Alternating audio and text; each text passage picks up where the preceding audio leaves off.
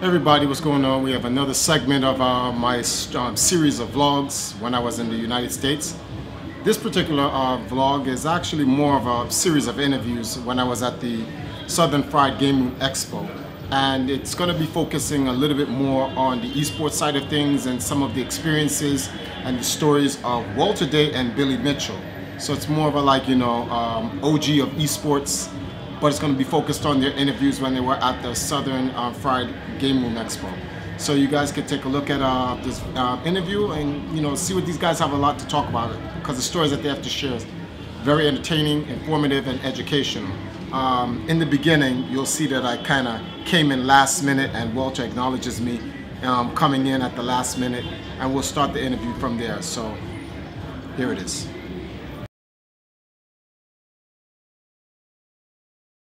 Let's give it for try first. Oh. And whenever he's wearing his power glove, he's on point. So there might be a moment when I might want to come up here to make some comments to the microphone because that's fine. Because he has a lot of knowledge. Okay. So what was the question? So as you all have attended, You want me to? Yeah, go ahead. Yeah, I think you got it. What I just explained to him that he almost got right. Remember, whenever we tell stories, not that Walter won't tell you the truth. He's the most honest guy in the world. But he'll tell you the truth, and then I'll tell you the real story of what happened, because I was there. But what he's talking about is, we began to go places, and outside of an actual, real contest, I told him the story about how a guy wanted me to come to New York. He had a movie theater, and I talked to him about how important it is to interact with everybody here, because one of my first experiences, I went to New York, there's a movie theater. He said, just get here like 6 o'clock, he said, and just play, and everybody will watch. Some people go into movies, some go in and out, back and forth. He says, you just stay there and play. And I said, okay, and I had a daughter. My daughter had moved to New York, my oldest daughter, and I wanted to go see her anyway, so I said, okay. So I arrived there, I got there at 6 o'clock, and I said hello, and I looked like me, and I went up to the game. And probably about from me to Mr. Triforce here, I was at the game, and everyone was roped off, and there was a screen. So there were people who traveled there for 2 and 3 hours. Number one, to see a movie, but number two, to meet. And so for 5 hours, they were there, and all they got for 5 hours in that trip was this. As funny as it is. Yeah, because what happened is, I did what I thought I was supposed to do. But then the messages come in. I went all the way there. That bastard wouldn't even say hi. He didn't even turn around. I couldn't get a picture. I couldn't this. And we learned it outside of an actual contest. The interaction that goes on with people, the hellos of talking about each other in life, and photos and selfies and autographs, and it's far more important here at an event like this to play a long-term period really is self-defeating, because people come here for the camaraderie. Not that we won't play, but you play a game for 5 minutes and there'll be 20 people standing there, then I'll turn around and say hi and interact with the 20 people. But that's how it's changed. It's gone from just such hardcore gaming to people who want to interact and want to ask you questions about you or your situation or your life or your family or the event or where you're going next. And I always make it a point, if someone's going to have the courtesy to ask me that, I have the courtesy to ask them that back. I'd like to tell you that I remember every person's name and all. I don't, not a chance, but I do recognize faces, and I'll say hi to people, knowing that I've seen them in other cities and interacted with them at different times, or even in the same city. I'm pretty protective, though. I don't really say which city or what year, because I don't want to pretend like I know everything and then I screw it up. My name is Walter. We met at the last event. Do you remember that? Walter. I only deal with well-known or accomplished.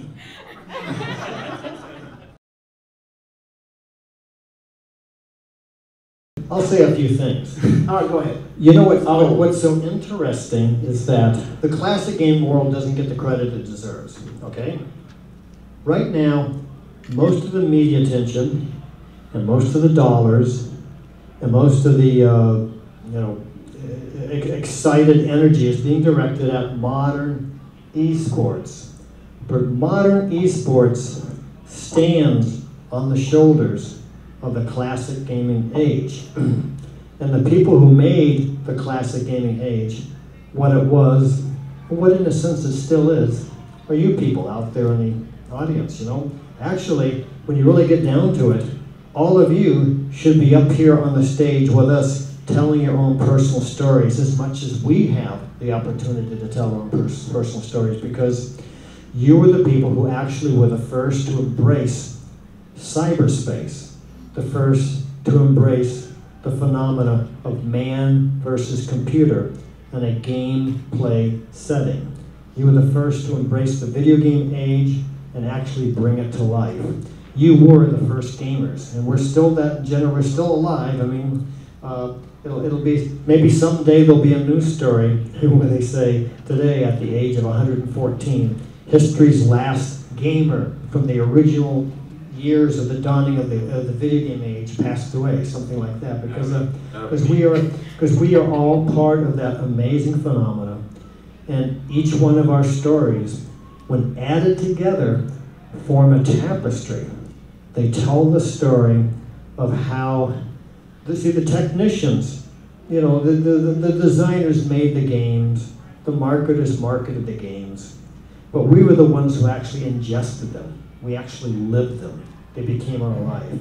And so it's an amazing story that I hope more and more people include their gaming memories in their memoirs if they ever choose to write them. So I would like to say that we appreciate you allowing us to be up here and be the center of attention, but it's actually the whole culture that deserves to be recognized and honored for the amazing contribution they gave world culture.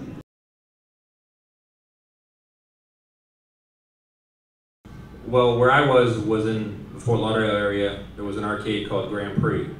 It was the world's largest arcade, and it was open 24 hours, 7 days a week. Wow. Just as you say, it's closed now. But at one point, you could walk in there, and if you counted every Pac-Man, Miss Pac-Man, Junior Pac-Man, Super Pac-Man, every Pac-Man derivative, mostly cocktail, they would have over 100. And the point is, because it was 7 days a week, it didn't matter when we got off work, or when we woke up, or when we got out of the movies, or when we were done eating. We could go. That was a tremendous advantage that I had. We knew the people there. Some of them loved us, some of them hated us. I mean, we had to be on our best behavior. But that's where it was that we got really, really good. And without lying, that was an advantage that I had that others didn't. The people that I went there with, they got really good as well.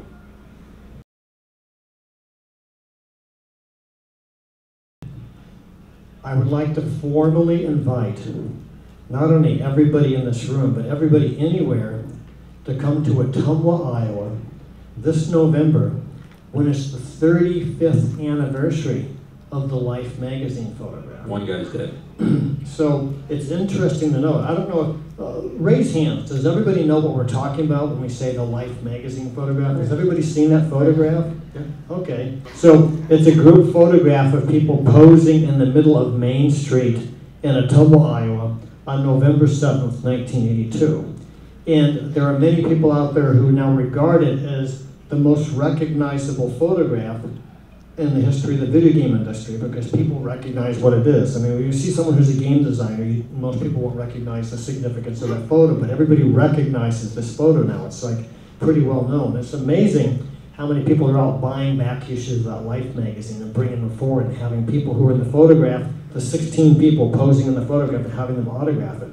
So on Sunday, November 12th, this fall, there will be the 35th anniversary reunion, when as many of those people we can round up will be coming back and posing in the same positions behind not the exact same games, but copies of those 6 titles, and we're going to have a reunion. And a lot of people are going to be filming it and photographing it, and it's going to be very interesting. But I was being interviewed by a newspaper in Lynn, Massachusetts, and just by weird chance, they pulled open a folder of old interviews they had done with me since I was from Lynn, Massachusetts, when I grew up.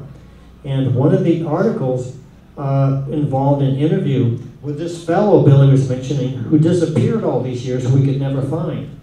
And in that magazine, it mentioned the name of his daughter, who had a really unusual, one of those handmade names that parents sometimes give their children that no one else has ever had. And like most basketball players have those names, you know. And Like so how many people have you met named Triforce? there's Triforce there. One.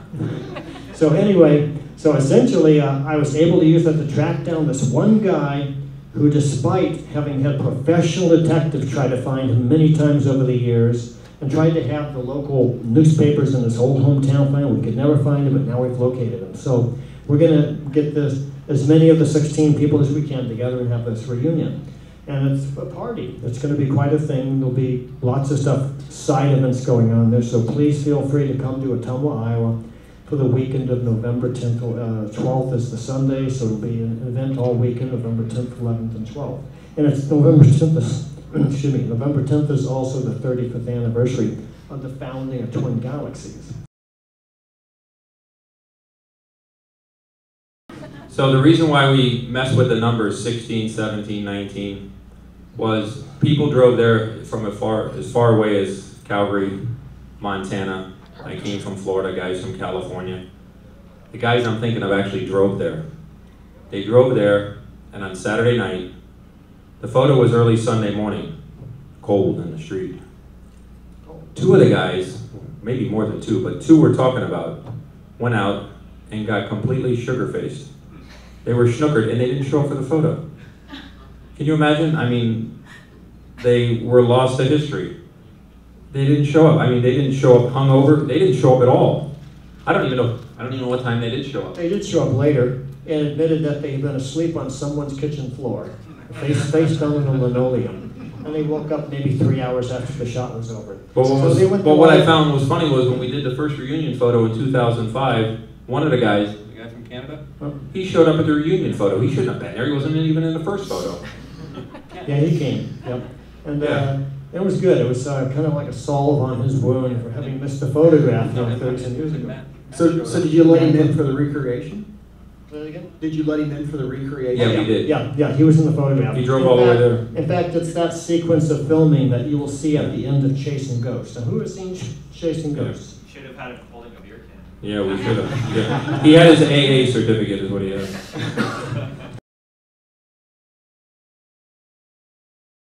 I initially played pinball, and I don't want to say I was the best because I'll sound arrogant. But I was so good I didn't want to stop playing pinball to do something new. I didn't want to go from doing something I was the best at to being another face in the crowd. But video games just grew and grew in popularity. They grew. I mean, I just, finally, in order to have competition, I had to go over to video games. And you mentioned Pac-Man. There's this big, in a smaller arcade, I remember, there was this big yellow machine in the middle of the room that nobody can get to. I couldn't even get to it, so what am I going to try to play it for? Wait in line? But I could get the Donkey Kong, and I started playing, and that's where the obsession began. And at Life magazine, and what I achieved there, in front of what was believed to be the best video game players in the world at the very first event, is what forever put me in a category of competition. Well, I said to the guy, I went back and I go, hey, where do they have competitions on this game? And he goes, that game? Yeah, Donkey Kong. He goes, you don't have competition on that game. I said, you just did one on Tron. He goes, oh, that's because of the movie. He goes, but we don't do it on Donkey Kong. He goes, it's popular, but it's not like Pac-Man. And I go, what do you mean? That's Donkey Kong. And he goes, yeah, there's Donkey Kong. He goes, it's not Pac-Man. And I said to the guy, I go, yeah, well, I'll get the world record on Pac-Man too. How's that? So that's where the obsession came. I was just always going to do what somebody said I couldn't do. There was a guy who claimed 3.1 million on Donkey Kong. Somebody you know. He's in the movie and he's actually a good friend of mine now. But I mean, I knew he wasn't telling the truth. I knew it. I didn't tell Walter because I don't want to call and say this guy's a liar. I just knew he wasn't telling the truth. Now, Life magazine's going to have their photo shoot, and they're going to have all the world record holders along. A group photo at the top and all the world record holders at the bottom. I'm going to lose my spot at the bottom because this guy's lying. And I thought, I'm not going to lose my spot at the bottom. So actually, without a whole lot of notice, I started playing Centipede heavily. And I thought, I'm going to beat the world record, and then somebody's going to beat it before the photo shoot, kind of like a last minute thing on eBay. And so it was in November, the photo shoot, and it was in October. And I thought, well, I got to play and I got to put a score up nobody can beat. The world record at the time was 15 million. And I played, and I got 25 million. I played for 47 continuous hours on a quarter. And that was my guarantee that nobody would beat that score. And today, the world record is 25 million. So I didn't do it because I was actually really passionate about that game. It's okay. It's one of my better games, but not one of my favorites. I did it because I wasn't going to be cheated out of my place in history.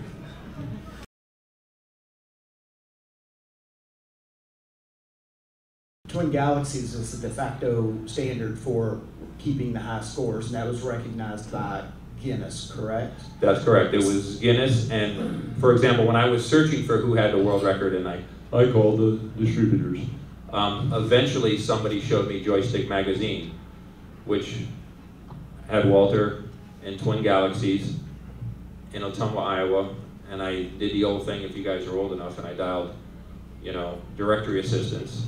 I'm looking for Walter Day. And I get this old fella, I'm tired of you kids calling here about video games. I don't like video games. Because there was another guy in town named Walter Day, and he took a beating. And so, but the fact of the matter is, it eventually got me to Walter.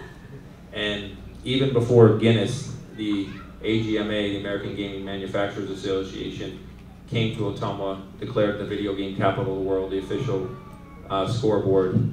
Then it was recognized, and it was the only authority that Guinness recognized for high scores, and it's actually still that way today. So did Guinness come to Walter, or did Walter reach out and Twin Galaxies reach out and make that tie? 1984 edition, Walter, what happened? So in the summer of 1983, I had actually petitioned them. And I told them what we're doing. I sent them a bunch of stuff. I sent them the magazine articles, sent them the magazine scoreboards that we had in the magazines. And the editor-in-chief, who actually owned Guinness, because the rights to Guinness were owned by David Bohm. David Bohm was a New Yorker who had a publishing company called Sterling Publications, or Sterling Publishing. And I think he had gone on a trip to England back around 1956. And he saw a copy of Guinness's Book of Superlatives. And he was a publisher, and he really liked what he saw.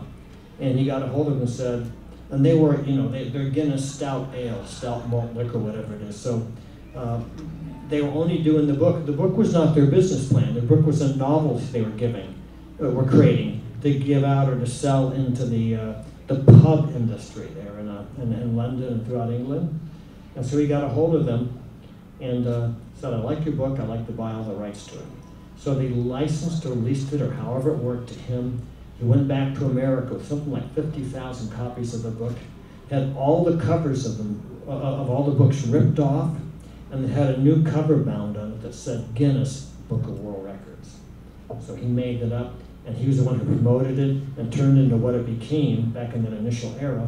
And so when I called him in the early summer, like May or June of 1983, he said this, and this is almost an exact quote. He says, Mr. Day, of all the subject matter that we cover, the Guinness Book of World Records, and all the things we get petitioned for, the biggest category that we get the most inquiries and the most requests for are video game world records.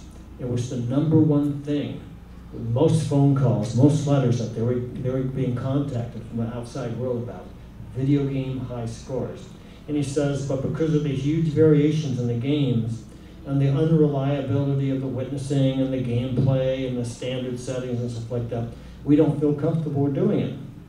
But I continued to send them information that showed what we're doing, which usually included lots and lots of media attention, because we were in the media all the time. Almost literally every day we're in the news someplace for high scores.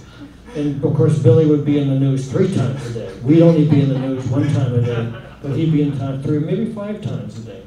And essentially, he got back a hold of me and says, okay, we're going to do this. We want you to inaugurate a contest, and we're going to run the results. So we did a contest which involved maybe about 10 or 12 or 15 of the top gamers, can't remember the number anymore. They converged on Twin Galaxies. This is in July of '83. And based on the finding of the results, we sent that into Guinness, and that was the first listing of video game high scores in Guinness. And we continued doing that, and I think it was done for 4 or 5 years before Guinness said that, okay, see Guinness changes. They update their book with new features, and they decided that they would move away from video games and go do some other stuff. So after about 4 or 5 years, they stopped doing video game scores too, and they didn't do them for 2008, they came back. 20 years. They didn't do scores again for 20 years. But the thing that was neat was he was extremely particular. You couldn't videotape, you couldn't do anything. You had to do it at a Twin Galaxies location or contest. Not like today where you send tapes in. It had to be completely bottlenecked and verified and done through me. That's why regardless of what you see in the movies, I submit scores regardless of what you see in the movies. Right there with referees standing over me or at an event. When I tape games or I show people stuff, it's just for fun. I show it to them, or I never show anybody my highest score. I keep that a secret, and I plan on doing it at an event. And that I only do that because that's what I learned from David Bowman. That's what he wanted. That's how he knew that scores were authentic.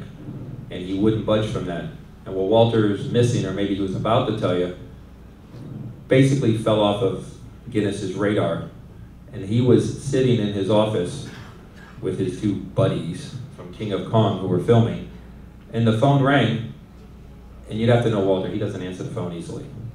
For whatever reason, he answered the phone right there with the cameras rolling. And it was Guinness calling him saying, we want to start doing scores again. Am I correct?